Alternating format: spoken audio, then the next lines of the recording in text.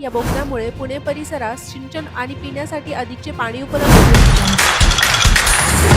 पुणे शहराला पाणी पुरवठा करणाऱ्या खडकवासला धरण ते फुरसुंगीच्या कालव्यापर्यंत अंदाजे 28 किलोमीटर लांबीच्या बोगद्याच्या प्रकल्पास काल मंत्रिमंडळ बैठकीत प्रशासकीय मान्यता देण्यात आली आहे। 2.18 टीएमसी पाणी बचत होणार आहे। या बोगद्यामुळे पुणे परिसरास सिंचन आणि पिण्यासाठी अधिकचे पाणी उपलब्ध होणार आहे। खडकवासला प्रकल्पाचा मुठा उजवा कालव्याचा मोठा भाग पुणे महानगरपालिकेच्या हद्दीतून जातो। झोपडपट्टी, अतिक्रमणे व पर्यायाने होणारे जलप्रदूषण त्यामुळे कालव्याची हानी झाली आहे। कालव्याच्या वहन क्षमतेत झालेली घट टाळण्यासाठी पुण्यातून जाणाऱ्या नवीन मुठा उजवा कालव्याला पर्यायी खडकवासला ते फुरसुंगी पर्यंत बोगदा प्रकल्प प्रस्तावित करण्यात आला आहे।